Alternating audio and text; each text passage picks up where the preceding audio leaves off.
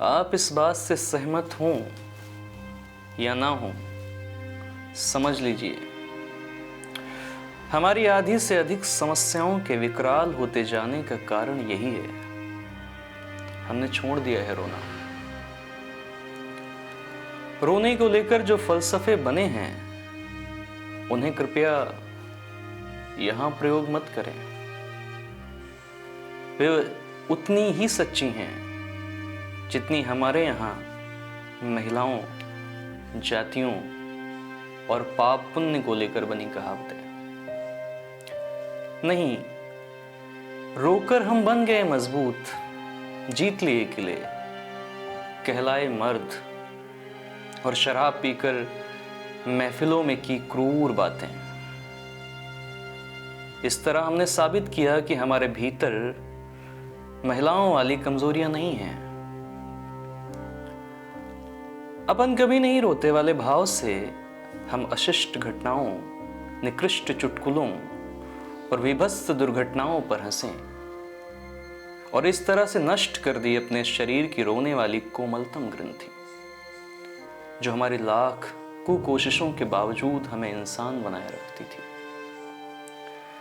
तुम जितनी बातें मुझे सिखाकर गई थी, ज्यादातर चीजें फिर हंसी उसी दौड़ में खो गई हैं और मैं भूलता जा रहा हूं आत्मा की पवित्रता के साथ रोना, जबकि जानता हूं कि इंसान नाम की इस प्रजाति को रोने ने ही बचाए रखा है अब तक।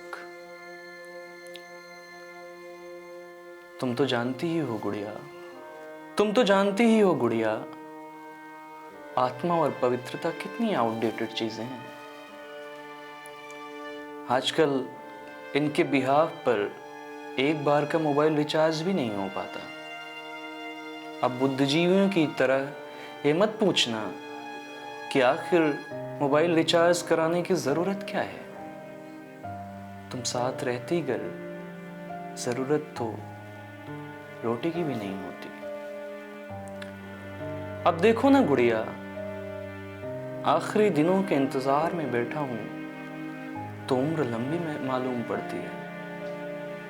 तुम्हारे साथ जब तितली के पंखों की गत से फड़फड़ाता था समय, मैं नहीं जानता था कि इतने महीने साल हैं मेरे पास, नहीं पता था दुनिया के इतने जंजाल हैं मेरे पास।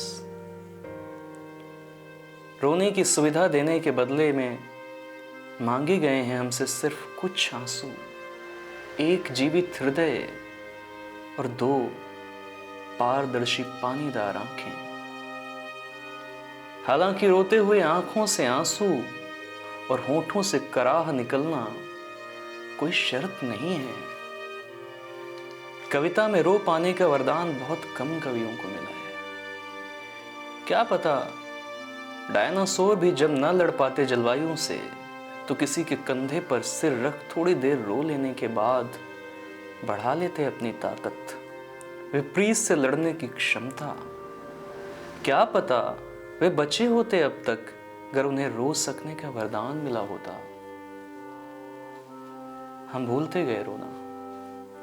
किसी भावुक फिल्म को देखते हुए, किसी की भीगी कहानियां सुनते हुए, घोंसले से गिरे एक चिड़िया के बच्चे को उठाते हुए, हरे पेड़ को सूखता देखते रहे, करते रहे अपने अगले प्रमोशन की बातें, या भूल कर कि हम पेड़ की जगह हैं और पेड़ हमारी जगह, जो हमसे ज्यादा दुखी हैं हम पर।